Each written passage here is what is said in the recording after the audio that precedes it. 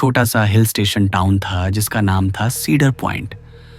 दिन में ये जगह पर्यटकों से भरी रहती थी, लेकिन रात होते ही यहाँ एक अजीब सी खामोशी छा जाती थी।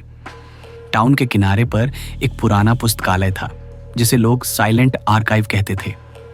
20 साल पहले वहीं से 5 छात्र एक साथ गायब हो गए थे और उसके बाद उस लाइब्रेरी को हमेशा के लिए बंद कर दिया गया।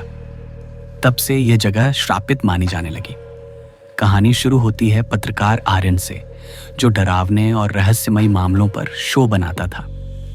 उसे इस जगह की कहानी पता चली और उसने तय किया कि वह कैमरे के साथ सच्चाई सबके सामने लाएगा। आर्यन के साथ 2 लोग थे, तकनीशियन कबीर और रिसर्चर सना। रात के 11 बजे तीनों जीप से वहां पहुंचे। बाहर से इमारत बिल्कुल सुनसान थी। टूटी खिड़कियां, जली हुई दीवारें और दरवाजे के ऊपर जंग लगे बोर्ड पर लिखा था, साइलेंस इज सर्वाइवल, यानी चुप्पी ही जीवन है। आर्यन ने रिकॉर्डर ऑन किया और कहा, मैं आर्यन, आज रात हम इस साइलेंट आर्काइव के भीतर जा रहे हैं जहां से कोई भी लौट कर नहीं आया। कबीर ने डरते हुए कहा, अगर आवाज ही खतरा है तो कैमरा और माइक का इस्तेमाल भी खतरनाक हो सकता है। लेकिन आर्यन पीछे हटने वालों में से नहीं था। जैसे ही उन्होंने गेट खोला, अंदर से एक अजीब सी चीख जैसी हवा निकली, मानो इमारत ने सालों का गुस्सा बाहर फेंक दिया हो। अंदर पूरी तरह अंधेरा था और सिर्फ टॉर्च की रोशनी। सबसे पहले हॉल में टूटी फूटी कुर्सियां और धूल से ढकी किताबें पड़ी थीं। एक पुरानी घड़ी का बड़ा हिस्सा टूटा हुआ जमीन पर पड़ा था। उसकी सुइयां ठीक 12 बजे पर अटकी थी। सना ने नोट किया कि यही वो समय था जब छात्र गायब हुए थे। तभी पास की शेल्फ से एक डायरी नीचे गिरी जिसमें लिखा था, हमने धीरे से फुसफुसाया लेकिन दीवारें हमें वापस चीख कर जवाब देने लगी। आर्यन ने कहा, मतलब? उन्होंने चुप रहने की कोशिश की, लेकिन इमारत ने खुद रिएक्ट किया। आगे बढ़ते ही एक पुरानी मेज हिलने लगी और उस पर लाल स्याही से ताजा लिखा हुआ चमकने लगा, डोंट स्पीक, यानी कुछ मत बोलो। कबीर घबरा गया और बोला, ये सब किसी की चाल लगती है।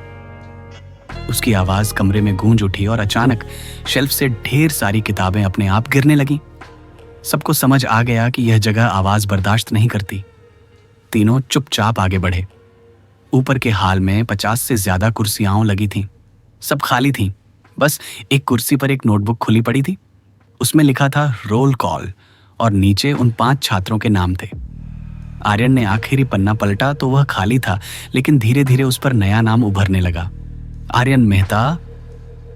सबके होश उड़ गए। अचानक एक कुर्सी अपने आप सरककर उनके सामने आ गई। अब वे बेसमेंट की ओर गए। दरवाजे पर खरोंच के निशान थे और लिखा था, हम पढ़ना चाहते थे लेकिन उन्होंने हमें खा लिया। नीचे जाते ही बदबूदार हवा और धीमी फुसफुसाहट सुनाई दी। वहां सैकड़ों पुराने टिप रिकॉर्डर रखे थे, हर एक पर अलग तारीख लिखी थी। आर्यन ने एक टेप चलाया तो किसी छात्र की आवाज आई, मुझे मदद चाहिए, मैं छतरी लेन पर हूं। दूसरी टेप में आवाज थी, कुछ मत बोलो, वो सुन रहे हैं। और फिर शोर। सना ने कांपते हुए कहा, यह लाइब्रेरी किताबों की नहीं, आवाजों की कैद खाना है। जो यहां ऊंची आवाज में बोलता है उसकी आवाज हमेशा के लिए यहां कैद हो जाती है। तभी एक रिकॉर्डर अपने आप ऑन हुआ और उसमें कबीर की वही लाइन रिकॉर्ड हो गई जो उसने कुछ देर पहले बोली थी। कबीर डरकर पीछे हट गया। तभी कोने में एक काली परछाई आकार लेने लगी जो धीरे धीरे इंसानी आकृतियों जैसी हो गई। उस छाया ने फुसफुसाकर कहा, जॉइन द साइलेंस।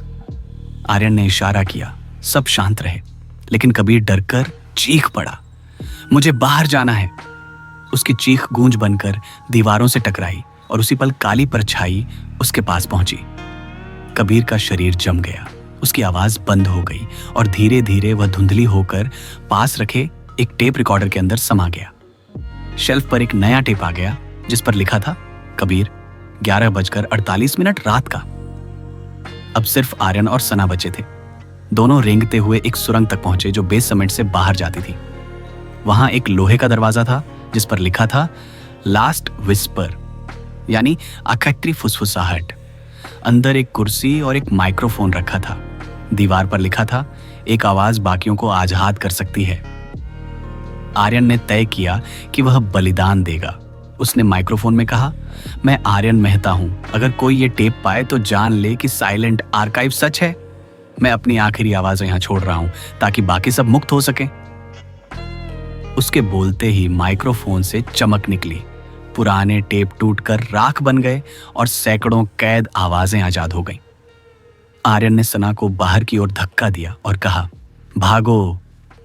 सना भागकर सुरंग से बाहर आई।